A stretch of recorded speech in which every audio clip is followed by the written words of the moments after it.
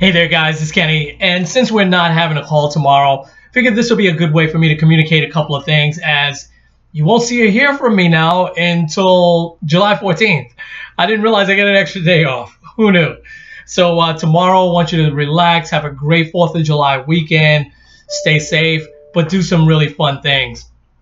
So let me give you some updates, though, for the time being, guys. So I won't be back till Tuesday, July 14th, and I'll keep an eye on things because I don't like my email to get crazy. We're not going away until Wednesday of next week. We're heading to Ohio, and just share this with you that we're meeting our granddaughter for the first time. She's about 2.5. She got adopted. Long story, but because of COVID, because of a lot of things, we haven't met her yet, and she's been our granddaughter for about a year now. So she's about 2.5. We've only met her through Skype and FaceTime, things like that. So looking forward to that. And my grandson turns 1, so having a little birthday celebration for him. So we should have a pretty nice time there. Hopefully you guys are doing some of the same fun things over this weekend and over the next week. So I want you to think about a couple of things before I give you what my vision would be for next week. And think about, I've been on the Leader Ready Train the Trainer this week, have to be on there today, which is why we're not having a call today, or haven't had one the rest of this week. It's phenomenal stuff. It really is. And one of the things that I've talked about for years with not only individuals but teams, but I want you to think about this as an individual. What's your brand? I haven't really gotten that from you. We'll start to set up real deeper one-on-ones that we will still document in the performance site. We'll do that. I'm going to ask that you still journal. I'm going to ask that you jot your time down and stuff like that. You don't have to use QuickBase for that just now, but I have a feeling something's going to come up where they ask us, hey, so how are your trainers spending your time? But think about your brand. Think about what you are known for, and think about what you want to be known for.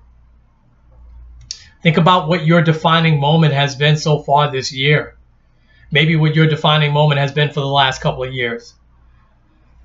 So think about also how you can be innovative. Challenge you to think about podcasts, things like that. Think about how you can be innovative and maintain great relationships out there in the field from a virtual world.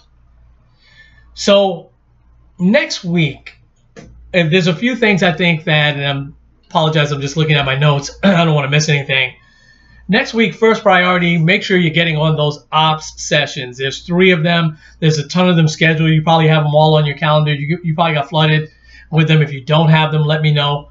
But make sure you're attending all 3. It's important that you know this. While, again, we're not going to be training Leader Ready, we are going to probably be training RTSM stuff. It is just so important that you maintain that connection with the field. They're still going to look to you as a resource when it comes to all the operation stuff. So make sure that you're an expert in those. They're all being recorded, so I'll probably hop on a recording when I come back on Tuesday so that I'll stay up to date on that. And if there's any reason that you can't attend one, there's makeup sessions Thursday, Friday. But if the week goes by and you missed one, there'll be recordings. You can hop on those later in the week or later next week. Prep. If you haven't already gotten together in small groups, I would say do that on your own. As you saw the schedule, now we won't have big classes. I'm really confident of that. And this will be the first and last time that we have magenta and we have yellow new hire classes. But you guys saw the schedule. Take advantage of this great way of life that it looks like going to be for us in terms of co-facilitating. I think that is just outstanding. The more you can co-facilitate, the more you learn from someone else, the less pressure you have on yourself, the more one-on-one time you can give some of the participants when they need it. If someone is struggling with some help, or needs some help, they're struggling. So let's make sure we're taking advantage of that. Take a look at the schedule. Maybe you partner up and prep with the person that you're going to be co-facilitating with. As you start to get invites out there, I want you to continue to build on your old relationships that you've had with Timo, with Sprint, but I want you to start to really challenge yourself to make new ones. Pick up the phone, make some phone calls, introduce yourself. Particularly, here's a place to start. The folks that are the new 19 new stores that are virtual learning centers, the VLCs, those managers haven't been in that role before for the most part.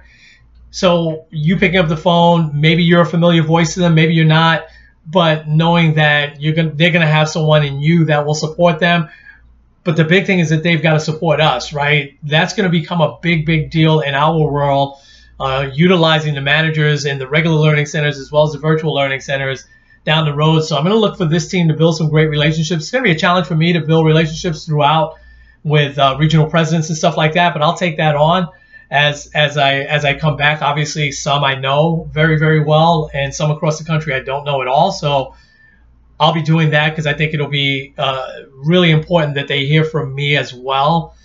But what's more important than them hearing from me is the field hearing from you. So make sure you're maintaining those old relationships.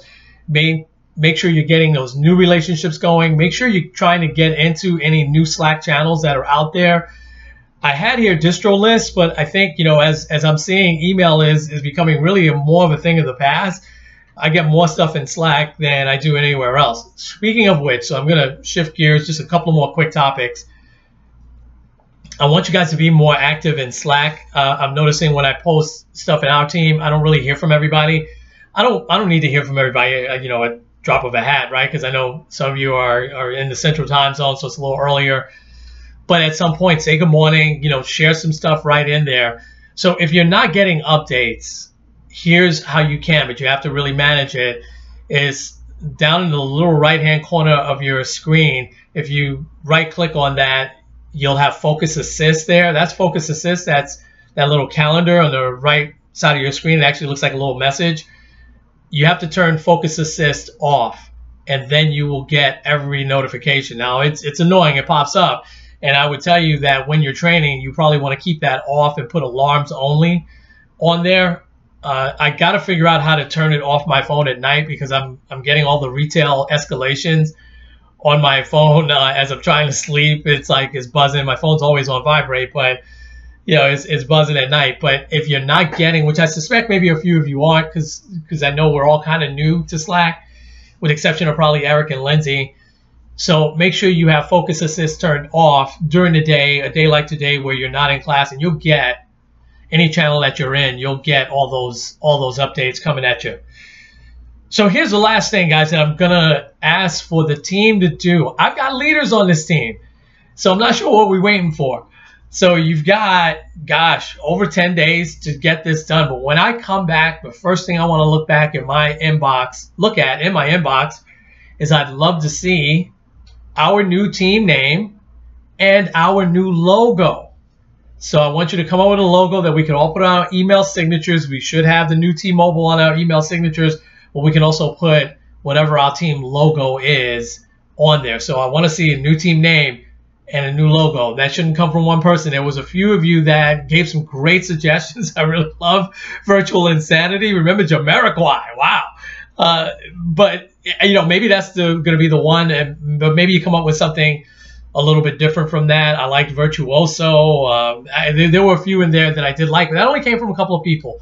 Let's everybody play. Maybe someone takes initiative and sets up a call with just the team without me, and we rock and roll. Because I haven't set up an email distro list just yet because I'd like to set that up via our team name. So that would be the first thing I'm going to look for. Would love to see that. I know as leaders, you guys will get that done.